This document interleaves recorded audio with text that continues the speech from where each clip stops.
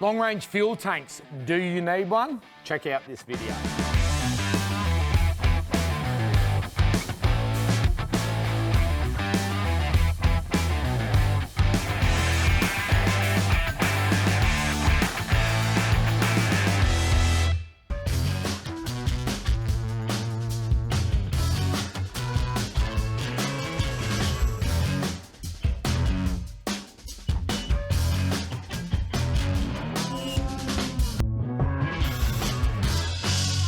Welcome back to another episode of Loading Up. Today I think it's pretty obvious what we're talking about, long-range fuel tanks. Now this is the last modification.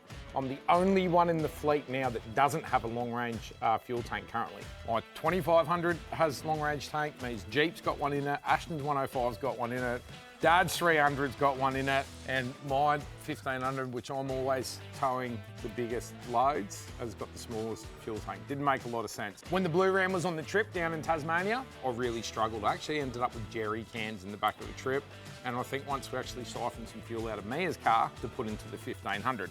So before we head out on the next trip, the last modification I've got to do to the Bighorn is to throw one of these bad boys in. I think everybody is aware of our relationship with Brown Davis. I met those guys at Brown Davis back when I first started racing, actually. When I first started racing Fink, that's where we kind of became mates, and that family down there has got so much in common with me. They actually started, I don't know if everybody knows the story, but where Brown Davis actually started, if you remember, if you're an Australian like me, if you have a wife beater and you own some footy shorts and you like drinking beer, you'd know what an A9X Tirana is. Remember that big black box hanging out the bottom of an A9X with the two straps over it? Brown Davis invented that. That was the first long-range fuel tank that Brown Davis built, and that was for the Bathurst days. And that's where they started getting into long-range fuel tanks. The four-wheel drive industry cotton onto that a little bit later on because everybody wanted more range. I remember when I was a kid, I used to hear the stories of people travelling up north or travelling up west, and you can't get fuel out there and you can't get unleaded out there, and make sure that you've got extra diesel, because back in those days, fuel stations were few and far between. Fuel stations are a lot more common out west or in the remote areas now. But you've still got big distance of travelling in between. I've run out of fuel plenty of times, and I can tell you when you're in a remote location, it's not fun. That's why you need one of these things. So it's obvious.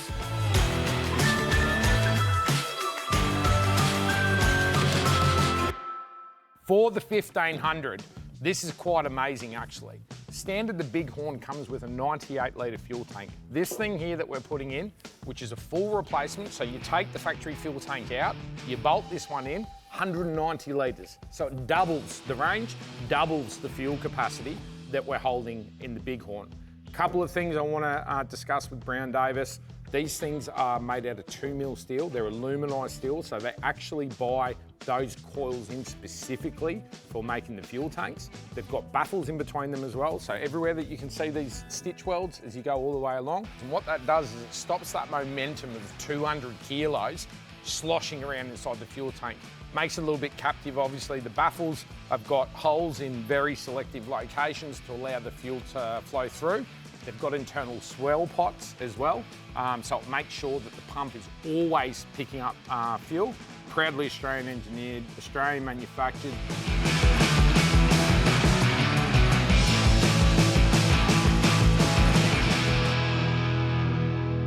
Now there's plenty of fuel tanks that are available in the Brown Davis range. I'd be really surprised if you owned a four-wheel drive and they didn't have a solution to increase your fuel capacity. But going back to what I said a little bit earlier on, I was really nervous carrying those jerry cans around in the back of the Ram during that trip. It wasn't something that made me very comfortable in the vehicle. I've spoken plenty of times about possibilities of fire, and especially coming from a racing background. Fuel storage, guys, really consider what you're doing. Be really safe with what you're doing, and there's no other safer way of doing than this. It just replaces your factory system. This one here, like I said, is a replacement tank, but they also do make auxiliary fuel tanks, so you can get fuel transfer pumps and all the rest of it. Everything's engineered, ADR compliant. Fitting kits come with everything, hose clamps, hoses, carbon filters. Generally speaking, they'll use your factory fuel pump and your factory sender without any modifications, so you know you get the reliability that the fuel gauge is going to work.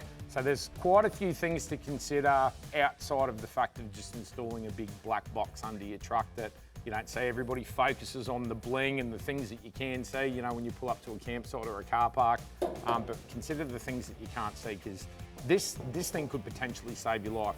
We ran out of fuel in the Simpson Desert. We had to get a helicopter involved. We had to send someone out from Mount Dare. That was a very, very, very expensive exercise. You don't want to be caught in that situation.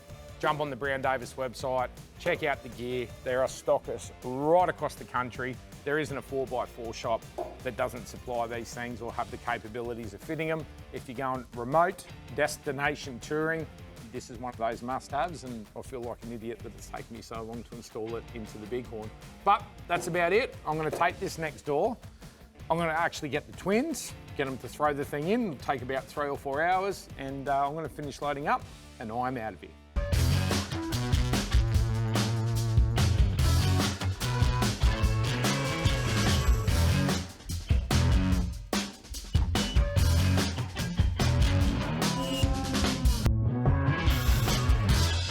Hi guys, today we're talking about a brand new product from Brown Davis. You might be looking at this thinking this is a fuel tank, but you're wrong. You've heard of a rooftop tent? This is an underbody tent, new product from Brown Davis. Tune into today's episode because this thing's pretty gangster.